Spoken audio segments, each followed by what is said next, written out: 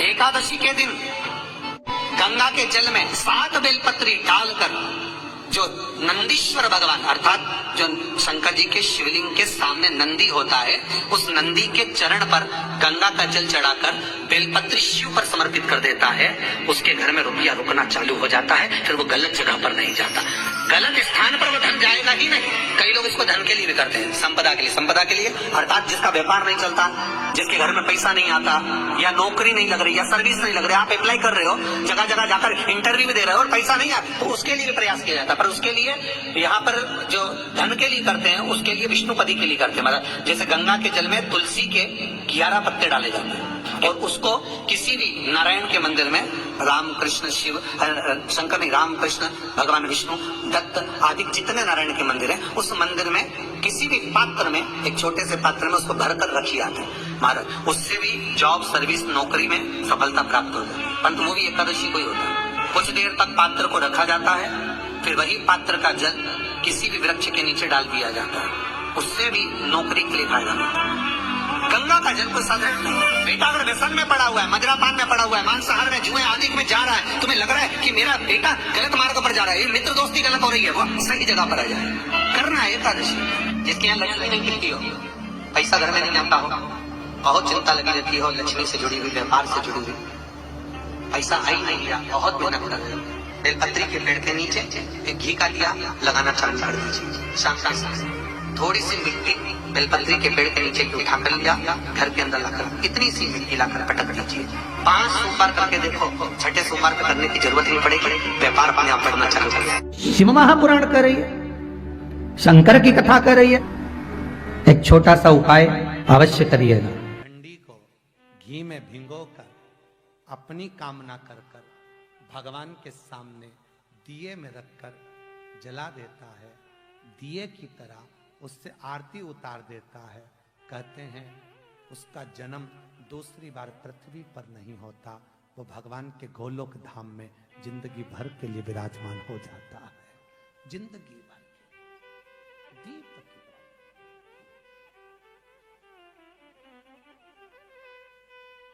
विष्णु पुराण किस किसने सुनी है? हाथ उठा। विष्णु पुराण का 5वां अंश कार्तिक खंड वर्णन करता है, या स्कंद पुराण का कार्तिक खंड को उठा लीजिए, वो वर्णन करता है 24 तरह के दिए होते हैं। कितने तरह के? 24 तरह के दीप होते हैं। उस दीप में सर्वाधिक श्रेष्ठ दीप होता है तुलसी दल का, तुलसी की डंडी से जो प्रकट किया गया। बत्तियों का भी क्रम है, एक लंबी बत्ती होती है, एक गोल बत्ती होती है। होती कि नहीं होती? लंबी और गोल। ये वाला स्पीकर बंद है, बार बार बंद हो रहा है, बार बार चालू हो रहा है, उसको देखिए जरा। बत्ती एक गोल होती है, एक लंबी होती है। गोल बत्ती और लंबी बत्ती में अंतर होता है, बहुत जमीन आसमान का अंतर है, बहुत ध्यान देना इसका।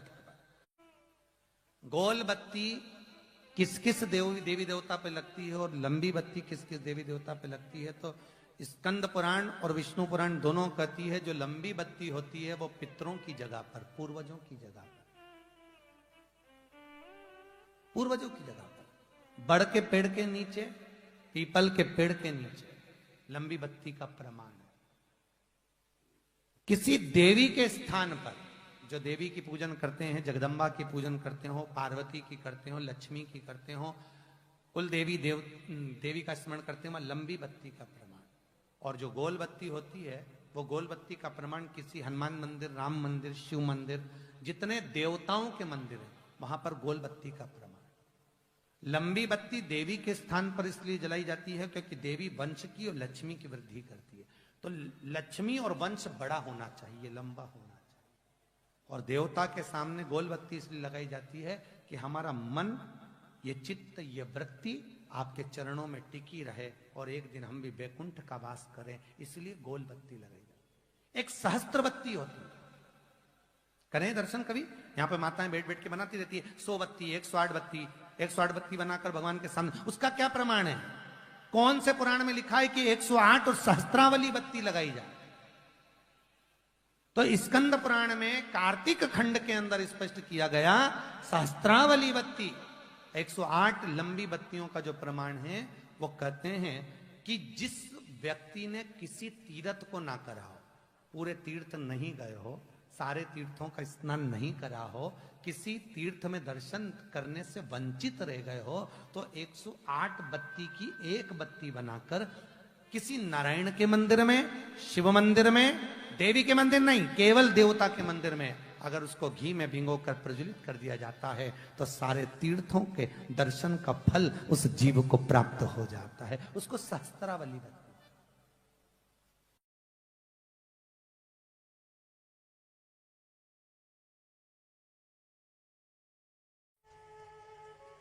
पर भावों में इतने आप आनंद में डूबो, भाव में डूबो, मना नहीं है, पर भाव में छल ना हो जाए, भाव में पाप कृत्य ना हो जाए, और भाव में आप पाप कृत्य में ना डूब जाएं, इसका स्मरण रहे। कई माताएं तो पुण्य करते करते भी पाप कमा लेती हैं, कई पुरुष लोग भी पुण्य करते करते पाप कमा लेते हैं। तुलसी जी को दिया लगाने गई, तुलसी जी को दिया घुमा के तुलसी जी के कुंडे में धरी आई। अब ये पुण्य मिला कि पाप मिला? जम के बोलते जाओ जरा, पाप मिला, पुण्य नहीं मिला है।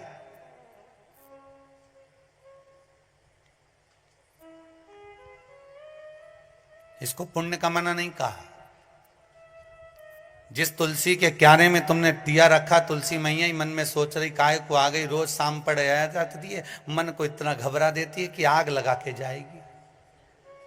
पवन देवता से रोज विनती करती हूं कि ये दिया जलाए और तू हवा चला। तो तुम जब जब दिया लगाने जाती हो तो इतनी देर से हवा नहीं चलेगी, पर दिया लगाने बैठी कि हवा चली। वो हवा क्यों चले कि मैया तुलसी भी भगवान से के थोड़ी चला दो, नी जले इसकी माचिस, ये आग लगा के मानेगी। पुण्य कमाने का मन में विचार था, मालूम पड़े पाप कमा कर जा रहे हो तो उसका कोई भाव नहीं है, उसका कोई आनंद नहीं है, उसका कोई लाभ नहीं है महाराज जी हो, उसकी कोई श्रेष्ठता नहीं है। ये सबसे पहला नियम एकादशी व्रत का, सबसे पहला नियम है कि आप जिस दिन व्रत करो उसके एक दिन पहले भक्ति का संचार इस हृदय में कर लो। भक्ति का संचार इस हृदय में कर लीजिए। जिस दिन आप व्रत करो, जैसे एकादशी का व्रत कर रहे हो तो दशमी के दिन शाम का समय जब आवे, रात्रि जब होने लगे, शाम का समय आवे और रात्रि का आप जब भोजन ग्रहण करो तो उस भोजन में कोई ऐसा पदार्थ ग्रहण मत करिए जिस पदार्थ के कारण आपकी एकादशी बिगड़ जाए।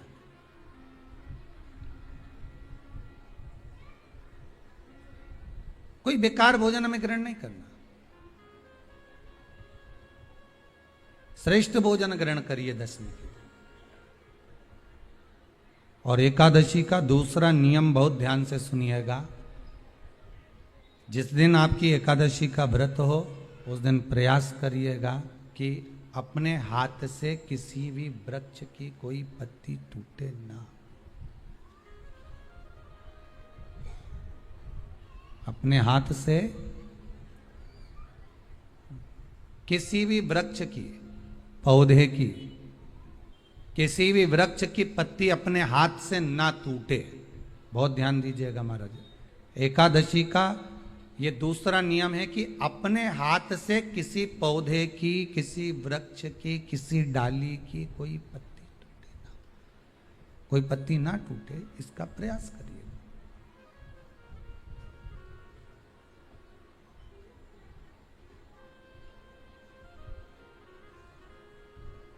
कितना सुंदर व्याख्यान कहा है, कितना सुंदर वर्णन है महाराज कि मात्र एकादशी का व्रत कर लेने पर, मात्र एकादशी का व्रत कर लेने पर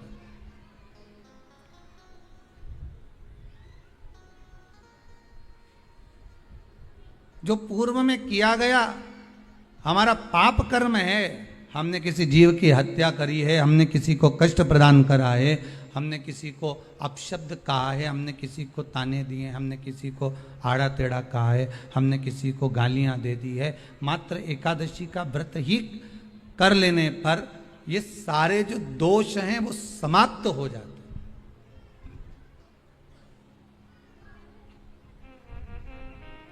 सारे दोष हमारे समाप्ति पर आ जाते हैं।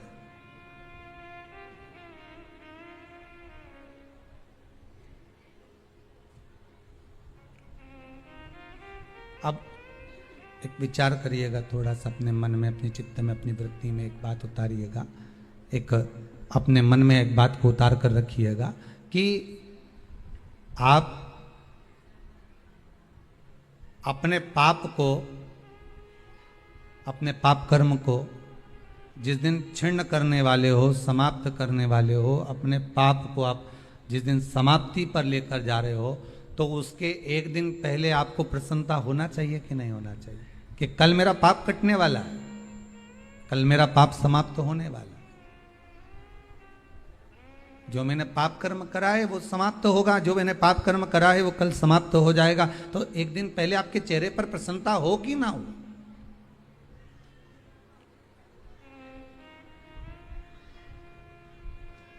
और चेहरे पर वो प्रसन्नता आपके आना चाहिए कि कल मेरा एकादशी का व्रत है, आज दशमी है, कल एकादशी का व्रत है, तो कल मेरी जब एकादशी का व्रत रहेगा तो मेरा ना जाने कितना कितना पाप, कितना असत्य, कितना झूठ, कितना प्रपंच वो समाप्त हो जाएगा। इसमें मुझे प्रसन्नता हो, इसमें मुझे आनंदता हो।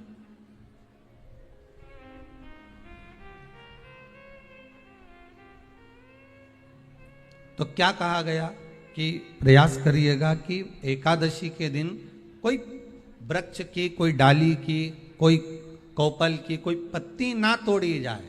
क्यों?